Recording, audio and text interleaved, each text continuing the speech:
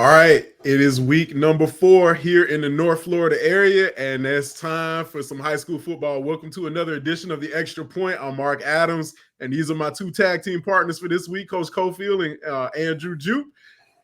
Guys, man, it's been a fast start to the season. It always kicks off like this, and then we end up where we really start to see who's who in the area. A lot of contenders have emerged, and we got some surprises too. There are a lot of teams that have really, I would say, have very good upstarts to their programs.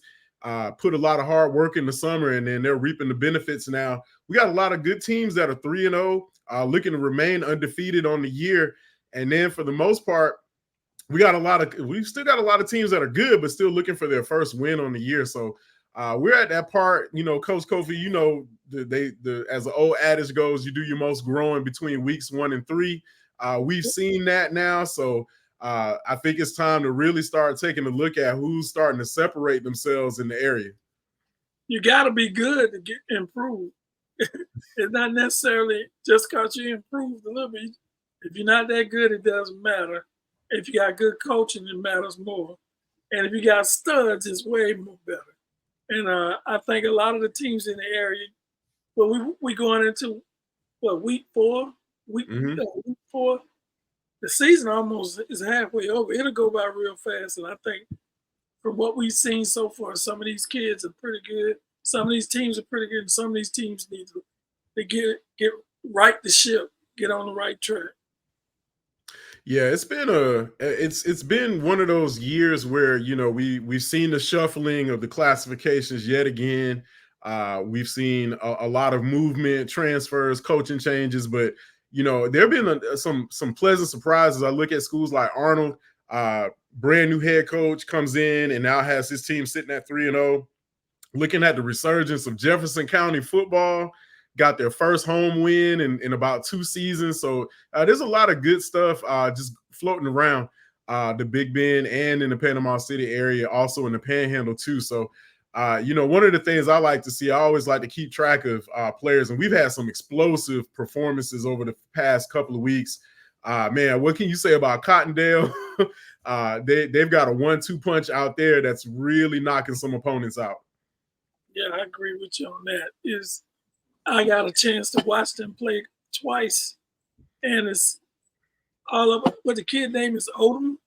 The quarterback, he is a special player. Man, I love when I was coaching. I love to have a kid like that. You just let your quarterback get the ball, and he can do whatever he got to do. And you don't even have to rely on him. You got Jakarian Garrett, who's right there in the backfield, and he's rushing for just as much.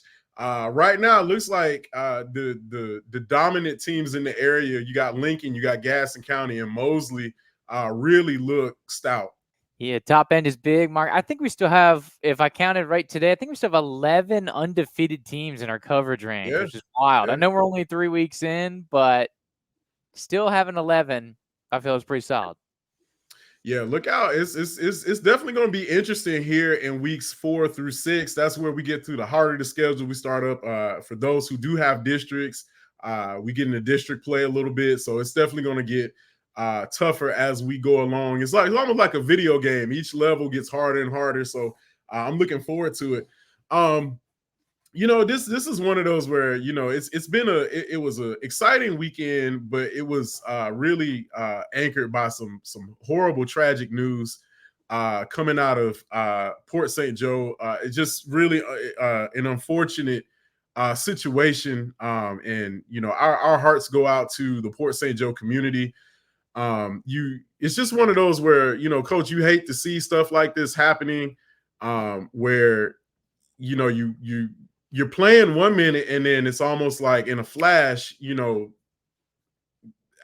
it's really a loss of words where, unfortunately, you look at, there's not really a whole lot of answers. But for right now, what we do know is that Chance Gaynor from Port St. Joe unfortunately passed away, collapsing on the football field in a very scary scene.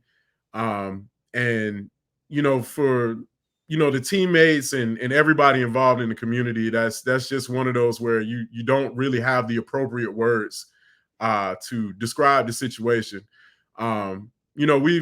It's just one of those things where, life is definitely funny sometimes, where it can throw you some curveballs, but this just seems, this is one of those just cruel twists where, you just really hurt for the community. And, looking at just the athlete and the kind of person he was and all the information coming out about his character, it just kind of rips your heart in half a little bit.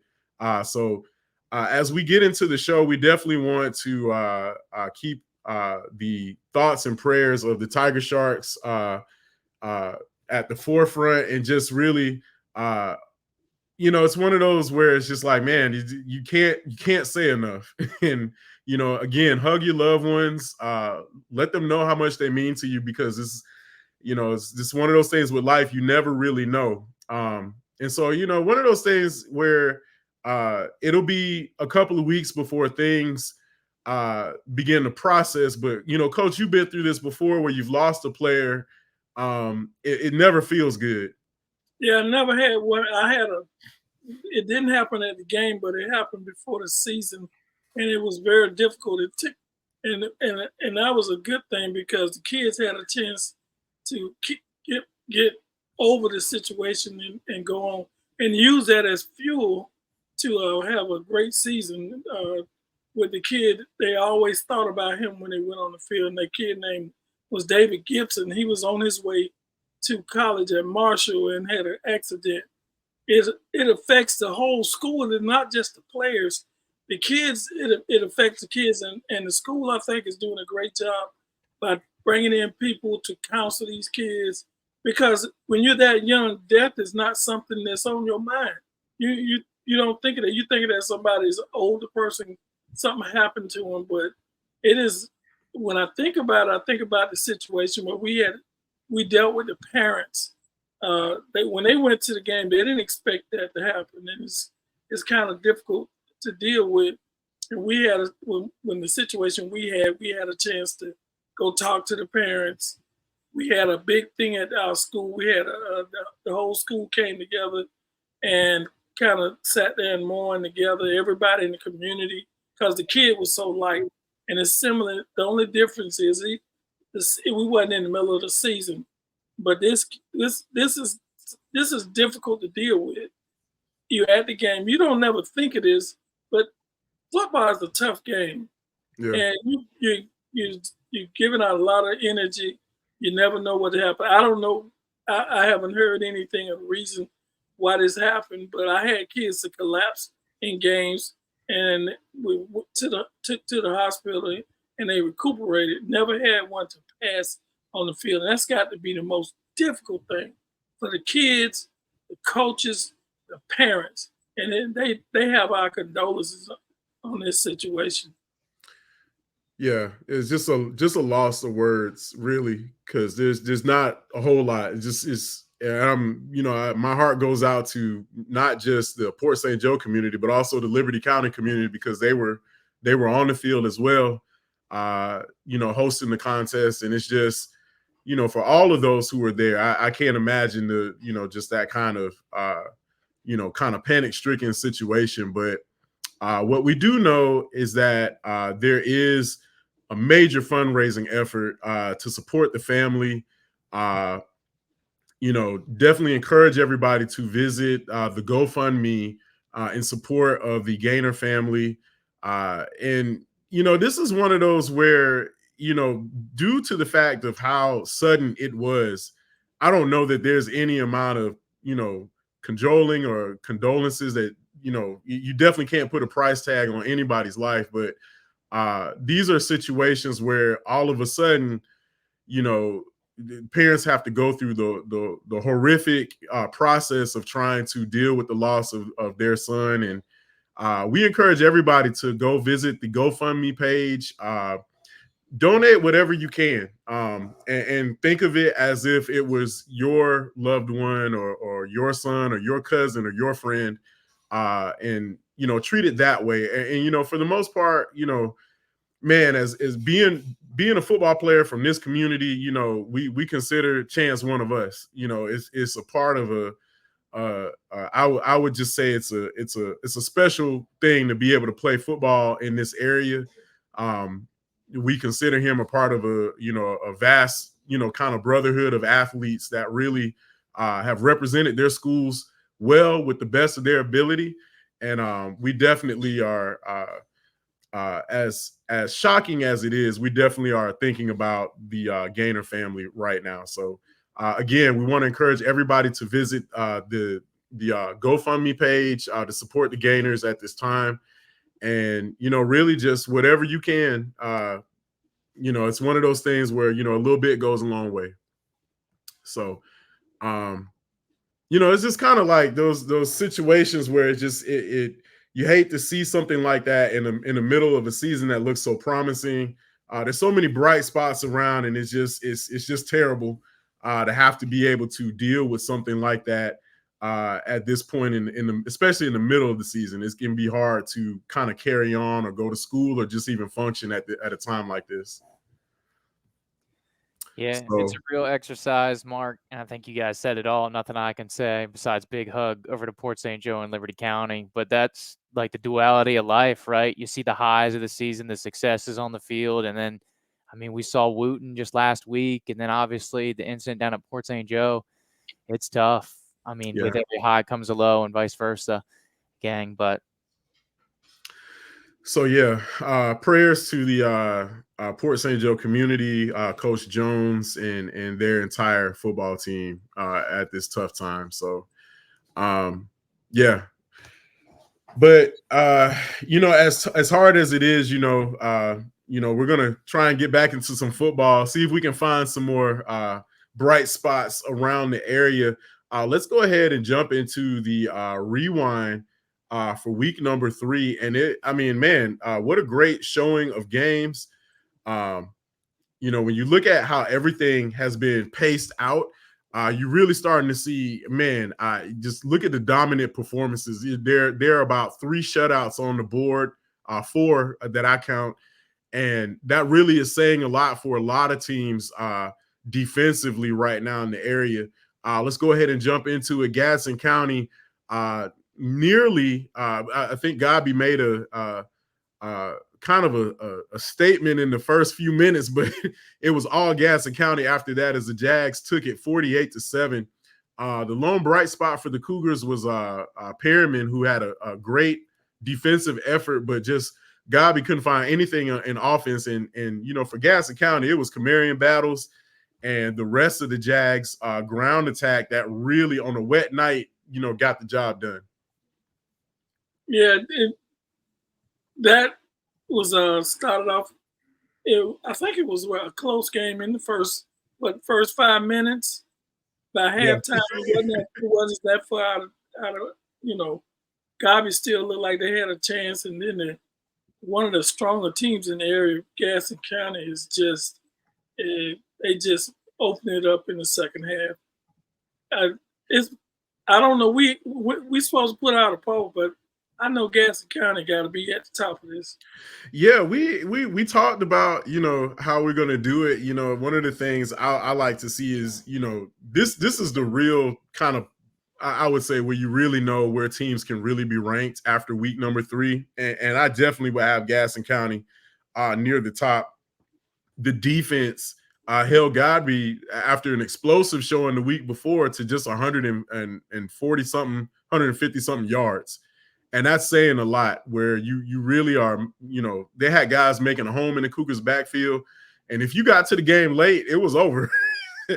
And that's saying a lot for the defense. I know Coach Ellington is real proud of how his group performed, but Camarion Battles, this is like his second or third 200+ yard game. And that against the competition that they've gone up against, we may be looking at one of the more prominent running backs in the state. Yeah, Gabi's rolling Battles, and then also Davis, who we talked about a couple weeks ago. But they got going on all 3 phases. Gadsden's tearing it up. Yeah, Davis ran for 167. So that's anytime you got your secondary guy is going for 150 plus, you're doing something right. Meanwhile, back in the capital city, Childs and Wakulla in a wet one, And, this one looked like, Juke, we were talking about this one a little bit earlier. And, basically it was, I think Wakulla had jumped out to a lead early, and then Childs tried to, make a game of it. Yeah, they were chipping away, and of course, got under a couple minutes to go here, late fourth quarter, made it a one-score game, almost got that last possession to get going, but I think it was ultimately the Wakulla defense, and there was just a couple crucial situations where they stepped up, especially down the stretch, but the secondary ball hawks back there were able to seal the deal and make sure they were able to preserve it. But you like to see the gears turning for Wakulla, kind of another team we'll get to a little later on. You see the gears churning for a young ball club, and you start to see the movement rolling. You talk about that progression, guys. For Wakulla, I started to see a little bit last week. Yeah, definitely. Both teams got young guys on the squads that look very promising. This was the battle, I think, that Wakulla, for them, I think it was a must win because of the close loss to Taylor County in the previous week. I think this was a good way to bounce back. Child's definitely right there knocking on the door. I think they're figuring some things out. But yeah, it was a game that, definitely was decided by the elements a little bit, but Wakulla coming out on top 17-14. Meanwhile, across, I think this one went final on Thursday of last week, but Lincoln Cruz really wasn't a contest as they jumped all over John Paul 49-0. Anytime you get that running clock going, you're doing something right. Trojans definitely were led on defense by linebacker Chauncey Jordan, 5 tackles, 3 tackles for a loss, made his home in the John Paul Panther backfield. Trojan defense forced 4 fumbles. So, and I don't think the weather had started on Thursday. I think that was just Trojan defense getting it done. A mismatch. Trojans are pretty good, and JP2 playing up really wasn't up to the task of facing a team like that. They played pretty good last year, but this year they lost. They got a lot of players missing off of last year's team, and they really couldn't stay in the game with Lincoln. Yeah, it looks like Lincoln is really hit their stride. This is what you expect from a dominant team. They doesn't matter who they line up against. They're clicking on all 3 phases of the game. So Trojans out to a commanding 3-0 start here on the season, and then also 3-0 is Franklin County. I think this is first time in school history. But man, Coach Cooper definitely got something cooking down there on the beach as they handle the Baby Rattlers 41-14. Really just an awesome showing of offense for them. Really just outmatched FAMU DRS, especially defensively, where they were able to really hold I think they held FAMU under 100 yards on the night total offense. Man, and this is a team that's still relatively small, and they still got some young guys, but man, they got playmakers. Well, you talk about a team. I was talking to one of my friends at FAMU while the game was going on. FAMU never really could get anything going, and they Franklin jumped on FAMU early and just held on. The game was out of control, out of hand. In the second half, it really wasn't nothing FAMU could do with Franklin. And it's impressive to me to see a program that has only 1 winning season in the history of the school and look like they headed, to the playoffs. Maybe I'm going to get like Juke. I'm going to predict that they'll be in the playoffs. But their schedule going to get a little tougher down the road, and we'll see. Jalen McNair was the star of the night, leading the Seahawks offense. He ran for 101 yards, had a pair of touchdowns, and then on defense, it was Eric Smith, the linebacker, had 9 tackles, leading that Seahawks defense. And this is one where I think this one has been a long time coming for Franklin County. They've really done a lot of hard work. to put some things in. And, shout out to Coach Cooper, man. He's really got his program on the uptick. Chipley handles Rutherford 14-7. Rams still trying to get over the hump, but man, Tigers look very stout. In a second half surge, they were able to come back after Rutherford jumped out to a 7-0 lead at the half. Chipley Tigers held the Rams offense to just 93 yards on the ground. So great defensive effort by the Tigers, as they are now 3-0 as well. Bozeman falls to Arnold, and don't look now, but the Marlins are 3-0. New head coach Griffin has definitely got I'm not sure where he found the pieces from. I'm not sure if he started recruiting in the hallways, but man, they've got big wins over their crosstown rivals, a big win over Bay to start the season, and they've just kept it rolling with a big win, 42-34 over his former team, Bozeman. And Bozeman, this is the most points that they've scored this season, but not enough as they fall to Arnold, 42-34. Well, Mark, that's the battle. You can go back home again. Coach Griffin got a great staff. He got 3 head coaches on his staff. I mean, this team is well coached, and they're getting the most out of these guys. And it's bringing Arnold out. It's a big improvement over a team. I think they won 1 game last year. Mm-hmm. Then you talk about great improvement over 1 year with a new coaching staff. Fantastic! Congratulations on the 3 wins. Yep. Let's keep it rolling. Jefferson County gets that big win at home, first time in 2 years. A shutout at that, 37-0 over Rocky Bayou. Man, Tigers really have found, and I had a great conversation with Coach Powell earlier, and he's just excited that the players are staying there in Monticello. They've bought in again, recognizing the history and everything that has gone into that program in the past. And these young Tigers feel like they can add another chapter to that legacy, and this is where it starts. Big shutout win over Rocky Bayou. Tigers take it 37-0. Meanwhile, out in the Panhandle, Walton gets that big win, 50-14 over Holmes County. And really for Walton, it's kind of been one of those kind of up and down kind of years. They had that close loss to Mariana to start the season, and it looks like they were able to find their groove against the Blue Devils. Port St. Joe, a big winner over Liberty County, 28-6. Really wish that the game had not been overshadowed by, just the tragic loss of Chance Gaynor. But Port St. Joe will take the next couple of weeks off, I believe.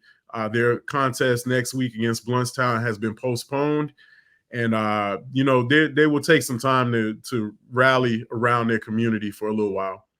Mariana, big winner over McClay in week number 3.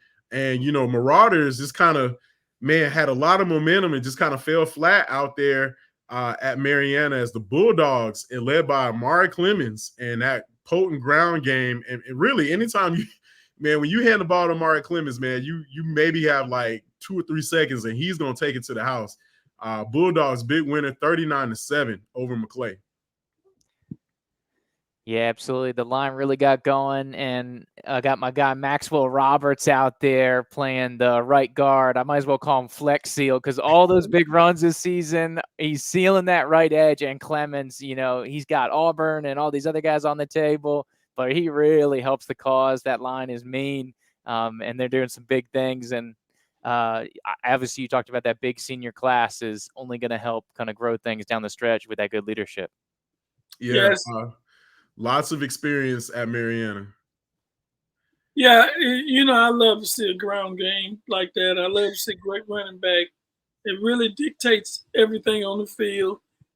When you got a guy that you got to stop, it put a lot of pressure on the defense. And I'm happy for Mariana. They struggled for a few years, and now they look like they're on the right track.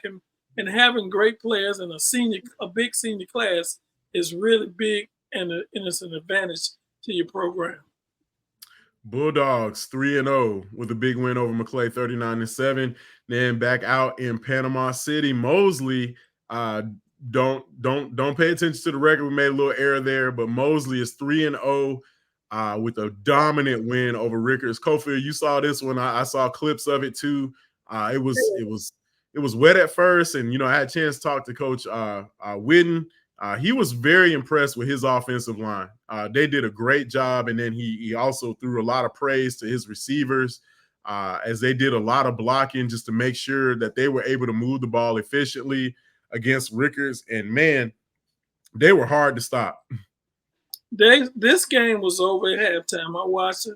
They ran up and down the field, and their defense really shut Rickers down. I talked to Coach Lewis. He thought they were one of the better teams in this area, and he thought that he knew he has a young football team, and they just were outmatched on last Thursday. That was Thursday night. Impressive win by Mosley. They got like 3 or 4 D1 players on that team too. Yeah. So you're talking about a group of guys probably been around for a little while, and now they're getting to perform and take the results of wins, and they really just dominated the game. Yeah, definitely. Between Chisholm, Freitas, and that the rest of the offensive unit, and there's about 4 or 5 guys that Coach Whitten named in the interview we had post game, and he was just very impressed with their effort in despite the rain. It was bad weather out there too, but Dolphins definitely got it done, and they are 3-0 on the year. Rickers will look to bounce back next week. Swanee falls to Madison. Cowboys bounce back with a big 43-26 win over the Bulldogs. Cowboys, to me, that was another must win where you want to be able to not dwell on a bad loss at home the week before, but this was something that the Cowboys needed, that shot in the arm to get them back on the right track to keep it moving. Vernon picking up that big first win over Wewa, 30-0 shutout for the Yellow Jackets in that first win on the year. And then Taylor County Bulldogs 3-0 with a dominant win over Dixie County, 37-0. It is amazing to me how a team could come from have a bad season one year and come out the next year and just dominate with a whole new coaching staff, a whole new group of guys. And I think one of the things you talk about is a small town. They were having kids transfer. This coach got them all staying home. Coach Braswell, he came back home, and the kids he got, they're very impressive. And Mark, we gotta get out there to a game. I don't know how the stadium is right now, but I'm looking forward to checking these guys out. Yeah, absolutely. And it's when rural ball is good, gang, things are on the up and up here in North Florida. You see it. Yeah. Taylor County's back. Jeffco's back. How about if you said last year that these teams are going to be a combined 5-1 to start the season? Awesome. So great for the area. I think anytime our small schools are up, the whole area just gets uplifted, and it makes the whole season a lot more fun for everybody. Love to see it. Who's going to stop the train? Rounding out the scoreboard, Florida High gets that first dub on the year. Shout out to Coach Hickman and the Seminoles as their big winner over Hawthorne, 41-27. And, really for the Noles, this was one of those where it was just like, hey, guys, let's get the committee together and let's get it done. Seminoles get that first win on the year. Running back Tegan Hackett had 168 yards on the ground and a pair of touchdowns to lead that the Seminoles offensive charge. And I think Florida High is probably just trying to figure their identity out. Once you get, those first 2 losses, and they have arguably, I would say they have the second toughest schedule, probably behind Gaston County that I have seen. They are, I think they are playing 3 former state champions, maybe 3 or 4 on their schedule. Hawthorne was in it last year. As we remember at Bragg, and that's a big win for the Noles, being able to get one over a former state champion. Osceola Christian, a big winner over Trenton, 29-8, and man, you always overlook Osceola, and fortunately for us, we don't, because Kobe Roberts is our friend, but for the most part, I'm always impressed with what they're able to do being a school of their size. But man, Osceola is 3-0, and don't sleep on the Warriors. They're definitely prime for a big run this year. Leon falls to Gainesville 7-14.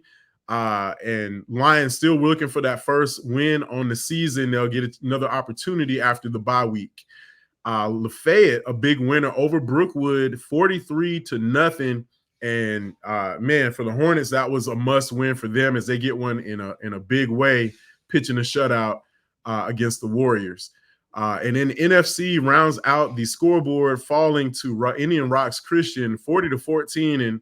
And man, Young Eagles are still trying to figure their way out. But man, this is a smaller NFC team than we're used to seeing.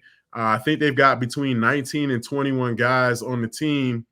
And, for the most part, when the numbers aren't there, we know the depth isn't there. And this might be something where we may see a little bit more of some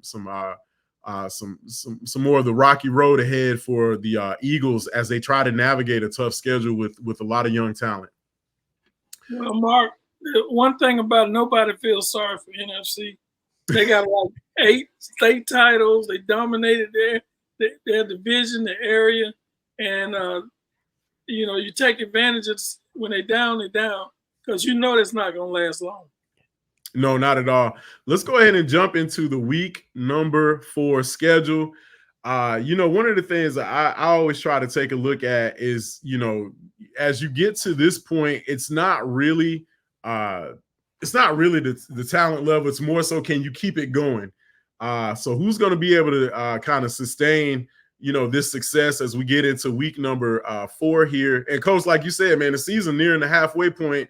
Not a whole lot of time left if you want to get something going, especially for the teams that are on the bubble right now, looking for that first dub.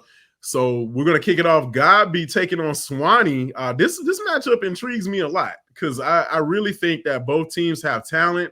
It's just going to be a matter of who gets settled in first. Definitely don't overlook the Bulldogs. I do like what they were able to do in week number 1, even though they came up short against Columbia. But flashes of talent all over the field. Who's going to stop R.J. Perriman? Who's going to stop that dude? Because that's a bad man.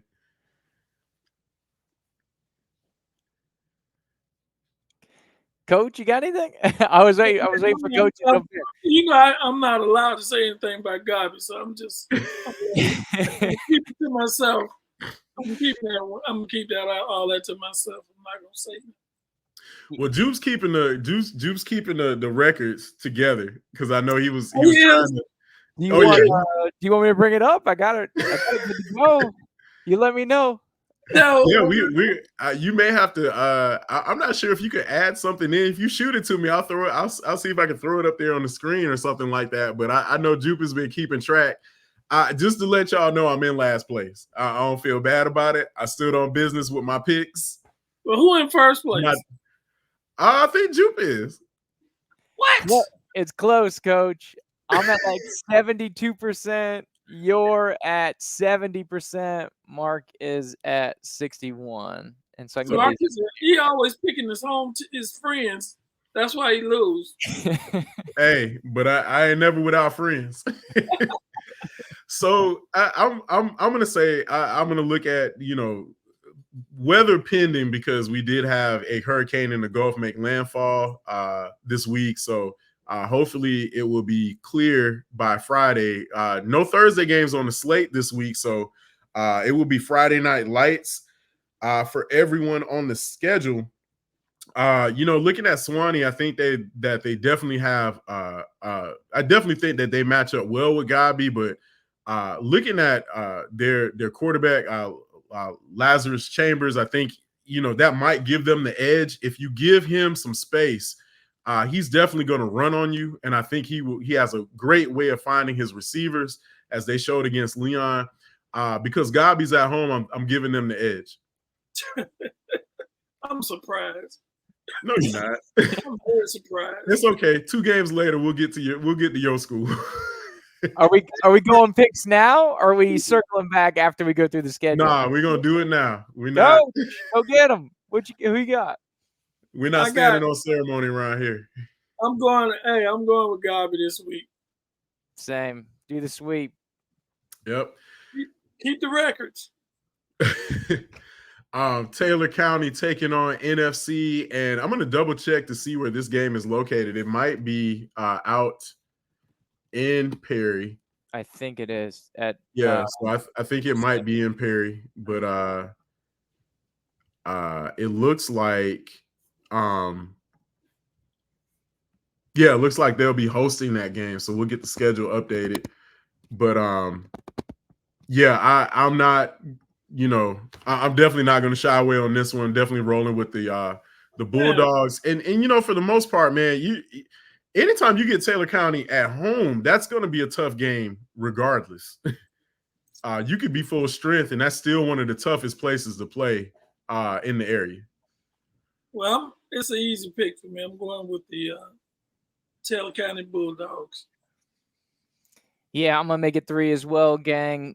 I think they're still bitter about last time NFC came down to Perry Rec Shop back in 2022. So I think this is one of those get-back games. I'm taking the Dogs. Interesting. Meanwhile, back in the capital city, this is another intriguing matchup. Raiders, Timberwolves. Rickers is the home team, but man, Gene Cox, you can just kind of throw all that stuff out. Just about whose fans pack it out. For Rickers, I think they're definitely reeling from that loss. Just a lot of uncharacteristic play, and I think Childs definitely has a lot to prove, as they had a lot really on the line there as they tried to mount up the comeback, just fell short. This one intrigues. I'm not sure about this one. Well, I know who I got. I don't even need to guess. Rickers Raiders. I'm with Coach. Give me Rick. Love the balance of the defense. Yeah, Childs is going to make this one close. I do think that they have the firepower. For me, it's a matter of if their rushing attack can get going. Timberwolves might be able to pull this one off, but for right now, I got the Raider defense. We just agreeing all over the place. That did not go well a lot last week, for the record. When we were on agreeing stuff, it was pretty up and down. Don't worry, we're gonna shake it up here in the next couple of games. Liberty County, Franklin County. Man, I know that Liberty County is looking for that first win, but it is hard to go against the Seahawks right now. I think I'm rolling with Franklin County on this one. And I'm with you again. I'm going with Franklin. Wow, boys. Let's go, 3. Yeah, Coach Williams at Liberty definitely gonna have something to say, but man, I applaud him for believing in his team like that, because they do have the talent there. But man, Seahawks are hot right now, so it's hard to go against that. Meanwhile, down in Panama City, Rutherford, I have the Rams getting that first win on the season. I'm gonna take Rutherford over Holmes County. Holmes County really put together an impressive win, I think, week number 2. But I think the Rams at home, I think they're itching to get that first dub. Well, I'm going to go against you this time, Mark. I'm going with Holmes County. A little bit too tough. I like Rutherford. I'll break the tie. Yeah, I think Rutherford has been knocking on the door. They took Bluntstown to 3 overtimes. Had the ball bounced a different way. I think they probably might have had the edge against Chipley. I definitely like what their coach is doing. He's really re-galvanized the program. I think Rutherford gets it done this week. Arnold, South Walton. South Walton has been in a nomadic state, and they got to go on the road again, this time visiting Arnold. And man, the Marlins look very, very hot right now. I think I'm going with Coach Griffin and the Marlins on this one. Yeah, the Seahawks are waiting for that stadium to get built. I don't think they got any home games. They on the road, and I think this is not a good time to play Arnold. And so I'm going with Arnold. Yeah, I'm going to Arnold as well. I like Cotter Jr. He'll look to sling it again. I think Marlins stay 4-0. Theme here throughout, gang. Yeah. Teams keep it rolling. Like Chipley, Vernon, Chipley 3-0. They've just been getting it done. They've been finding ways, whether it's a second half comeback or being able to use stout defense to stay ahead of the game. I like what the Tigers are doing, and I think even though despite Vernon getting that first win last week, and they look good getting that win, I like the Tigers in this one at home. Let me see. Chipley. Yep, Chipley at home's mean. Keep it going. Stay undefeated. All right. Coach Powell and the Tigers trying to add another one to that win total, see if they can get the second home win in 2 years. And going up against North Bay Haven, I really like the Tigers in this one. I think they have turned a corner, and it's a new attitude out there in Monticello. I like Jefferson in this one. I'm going to have to agree with you once again, Jefferson County. Too much offense. I think the Tigers got it going. I'm with Jeffco too. Okay. Speaking of too much offense, let's look at Cottondale. I think the question is for Freeport is what do you tell your defense? Do you tell them to key in on Garrett, or do you tell them to key in on Odoms? It's really hard to take a pick because both of them can go over 200 yards at any point in the game. But coming off of a week's rest, man, Cottondale looks awfully ferocious in this one. I got the Hornets. I'm right along with you, Mark. Cottondale. Undefeated. Keep it rolling. That I-10 corridor is mean. Shout out Kim Oden. Kyler Murray, the Big Ben, gets another big game. Yeah, I'll be interested to see what the rushing stats look like for next week after this one. I know Freeport's going to have their hands full. Not to sleep on the dogs at any point in time, but man, Cottondale has been absolutely ferocious, frightening this season. Mariana 3-0 taking on Bozeman I think they're at Bozeman this week. I'm gonna double check that one more time, but man, Amari Clemens, that is the name of the game. Can you figure out a way to slow him down? Who you got, Mark? He's looking for the home team, I think, Coach. That may be his tiebreaker. Oh yeah, I think I'm gonna roll with Amari Clemens no matter where he lines up. It looks like they could play that game somewhere. It looks like they could play that game somewhere in the parking lot. As long as they're handing the ball off to Clemens, it looks like Mariana's gonna run away with it. I like the Bulldogs in this one. Yeah, I got you. I'm with you on that one too. Yep, I'm going to go ahead and make it 3 as well. Once again, shout out my boy, right tackle, Maxwell Roberts. Sealing the deal for your boy Clemens, Mark. Keeping it going, Mariana 4-0. Yeah, it's gonna be a good one. But this was at Bozeman. Bozeman is capable of putting up a lot of points. I think this one might be some fireworks here. A nice test for the Mariana defense, but man, if Amari Clemens gets going and that Mariana offense gets going, this one could get out of hand real fast. I agree with you on that. Clemens, special guy, special cat. Osceola Christian taking on Duval Charter. Man, I kind of hard to go against the Warriors at home. And if you've never been out there to Osceola, it's such a great place to watch a game of football.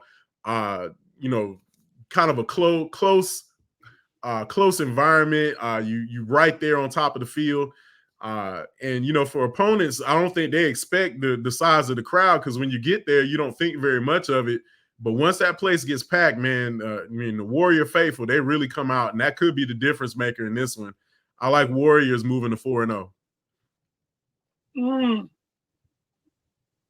Duval Charter, that might be a tough game for the Warriors, but I'm gonna go the other way. It's just a little different.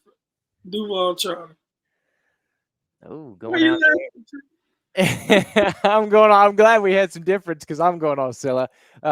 If there wasn't a football game going on and all the lights were off, it would feel like the start of a horror movie out there. But to Mark's point, they got it going on. I'm trying to get Mark a chance to catch up. I think I'm gonna catch up nicely this week. Ooh. DRS hosted Sneeds in Bragg. I love it. Baby Rattlers looking for that first win, and Snow are the Pirates. This one is interesting, but I think Sneeds definitely might have a little bit of the edge, even though It's a road game for them. I'm going with Coach Thomas and the Pirates. Yeah, I'm gonna go with the Pirates this week too. They played Cottondale, real close game, lost on a fumble going in late in the game to take the lead. So they're better than their record. So I'm going with Snead. This is a game coming up. Jupe, I'm sorry. Who you got? Yeah, I'm with Sneeds too. I like Pius Reed. I like that run game. I'm going Pirates. Yeah, I'm sorry. I was too busy skipping ahead. This is the game. If I could figure out a way to get to this one, I definitely would be on the sidelines for it. But Gaston County taking on Coffee County as they make the trip back into this Peach State again. To take on the Trojans, who are coming off of a state championship and are also undefeated. This is going to be a lot of hard hitting going on in this game. The Dogs are going to come out for this one. It's hard to go against Gaston County. They have been proving people wrong all season long, even to the testament of Coach Ellington. A lot of people looked at that schedule and did not think much of the talent, but man, Gaston County has really stepped up. I don't know. When you look at how Coach Cole has a program rolling right now, and given the fact of the level of opponents that they beat, I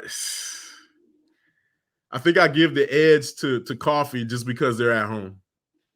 Oh, that makes a big difference for these titans of football here in the area, and I'm going with Coffee. A great team. I watched them last year. Coach Cole has done a great job. Yeah, a lot of people get burned over the years going against Coach Co, and I don't like to make a track record of doing so. Hate to do it, but I got to go with Douglas, Georgia, and Coffee County here. Yeah, I hope the Jags really, I got a question. Yeah. With this schedule, where is the home? Gaston County playing Georgia and Tennessee. I mean, do they live in Florida? Because all the games seem to be. And they've got another one before the end of the year comes out, but before they round out their schedule, I think they have 2 more home games. But this is one of those where the schedule will be flip flop next year. They'll have a ton of home games next year. They look to have between 5 and 6, 6 to 7 home games next year. And Peach State they pay pretty well when you show up. So. You want to give them a good game, but you also understand that it's exposure for your program, and you put in a little piece of change in your program's pocket as well. So I would definitely have to see how this one turns out. But man, Coffee County is a great environment. Coach, we had a standing invitation. We have a standing invitation with his son. He has a podcast up there that covers Coffee County, so we'll have to drop in on that. This might be a good week to hit them up, seeing as to how. They are taking on one of the area teams here, so I might give him a shout out tomorrow. See if we can get that rolling. But meanwhile, back in the capital city, Florida High looking to move to even their record against South Broward. I like the Seminoles here at home. I think they have found their niche. Definitely going up against a tough South Florida team, but I like Florida High's chances in this one. It's hard to go against the nose, but I'm gonna go with them this week. I'm not going against them. I think Coach Hickman will get these guys rolling. A big victory last week, and now, once you get one, you want to get the next one. I think they'll be good this week. I got the nose.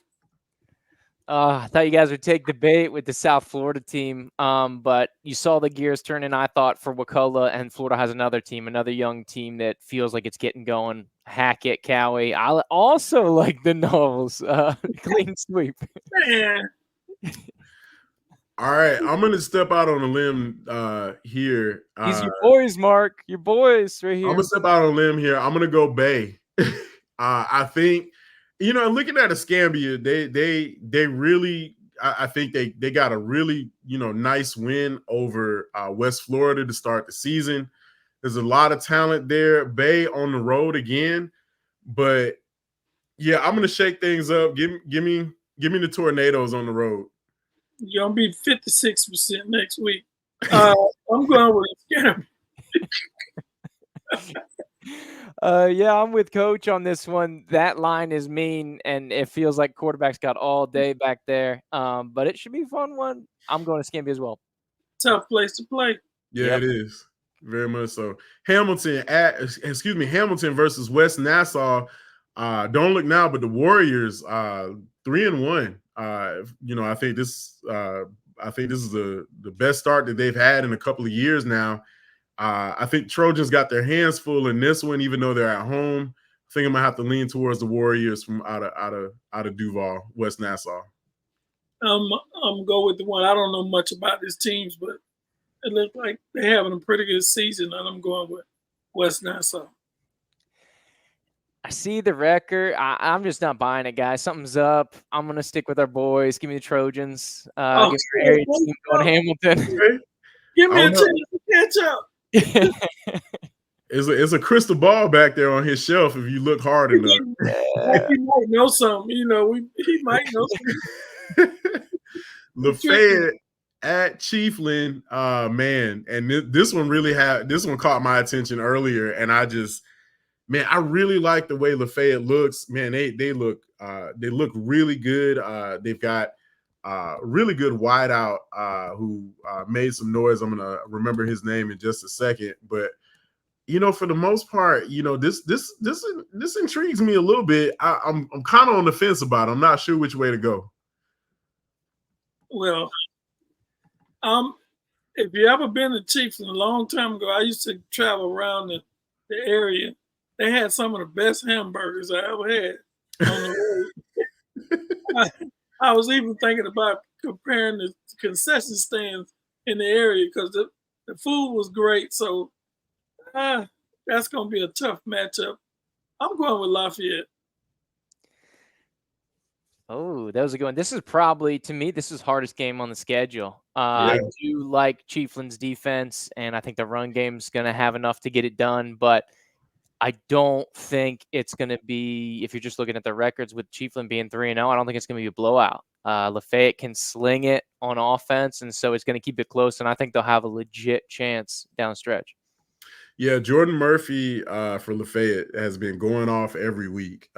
If he's open, it'll be a long night for Chiefland, but if they find a way to stymie him or slow him down, that could be the difference maker. And really, for this is kind of the first test for Chiefland. I know I said I was on the fence, but yeah, give me Lafayette. I think Lafayette can get it done on the road.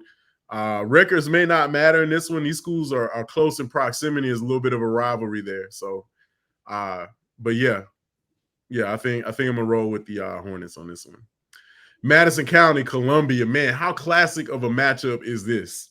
This one is as old as the hills. It goes back eons before so many of these guys were even born. These two schools were going at it.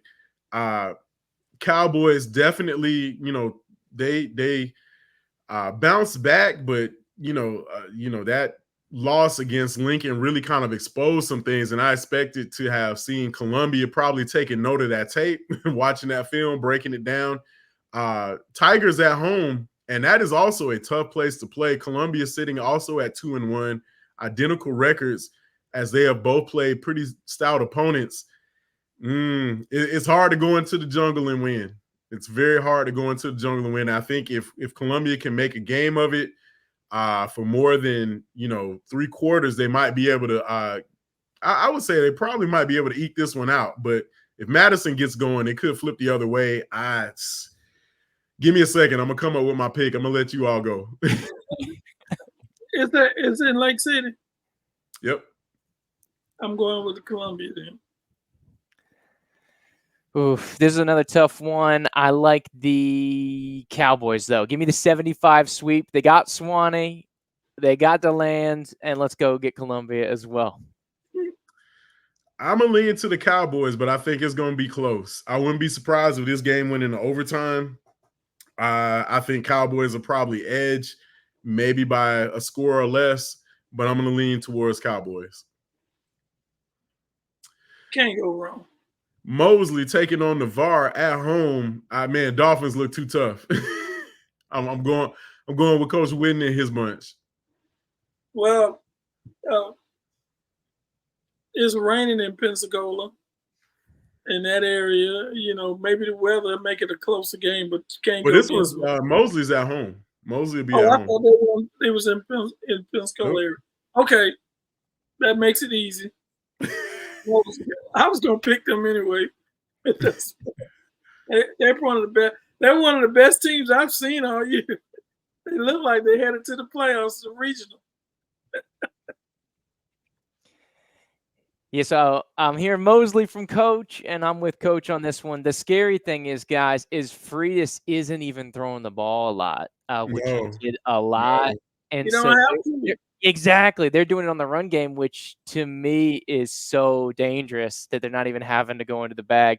I got Mosley in this one. I think it's a Thursday night game if Max Preps is right. Yeah, it could be. This may be our Thursday game of the week. And I think Mosley played pretty well a couple Thursdays ago. So I'm going to stay with the Dolphins. Yep. John Paul is going to hit the road, head down to just south of Tampa to Bradenton to take on IMG White. I think Panthers are probably going to have their hands full here, but it's also a good tune-up for them, seeing as to how they could perform in this one. If maybe they could, kind of see if they can work out some kinks against some really stout competition. But I definitely think John Paul is going to have their hands full here. And so you picking? Yeah, I'm going with the all-star team down in Bradenton. They got like 3 teams, right? Yeah, they do. Which one is this? Because one, and I don't know which 3 they have. I think they have blue, white, and black. One of them is regular. Yeah, the superstars play on one team, but I'm going with IMG White. Yeah, I'm going as well. That's a tough place to go down there and play. I think, Coach, for the record, that IMG White is their tier 2 team, to put it that way. But I know they're still strong. They've been doing some damage down there in South Florida area, and that's tough to go all the way down there in their house and get it done. Yep. And then rounding out the schedule, we have Walton. Excuse the name. We got to fix that. But we have Walton taking on West Florida. I like the Braves in this one, especially because they're at home. I think West Florida not as dominant as they were a couple of seasons ago. They'll be taking on a younger team, but I definitely like Walton at home. Wow. I'm going with Walton because they're putting up a lot of points, and I'm assuming their defense must improve. They're putting up like almost 50 points a game. So yeah, Walton. Yeah, I'm going to go with it as well. I think I was looking at it, and West Florida, they played a similar team who plays a similar style against Walton and took the loss. And I like Walton coming back from last year having the win. So I'm going to stick with the Braves as well. All right, and now we'll do it for week number 4. Lots of good games on the schedule, and I really, it's hard for me to pick. There's a lot of them I really wish I could get out to in person, especially that Gaston County, Coffee County game. That is going to be a major one. And we'll, of course, we're going to see how we do next week. I know Jupa have everything calculated and tallied up. But man, another great week of football here in North Florida on the slate.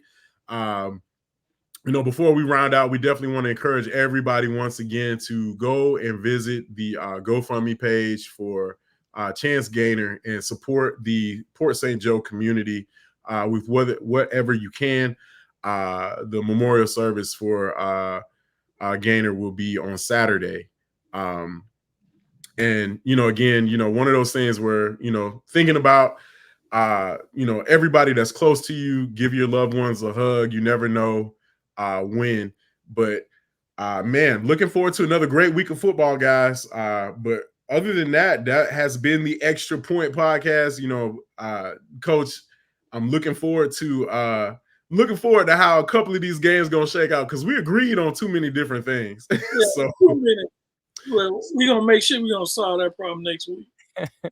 So for Coach Cofield and Andrew Jute, I'm Mark Adams, and this is 4 Quarters Online, the Extra Point. We'll catch everybody next week.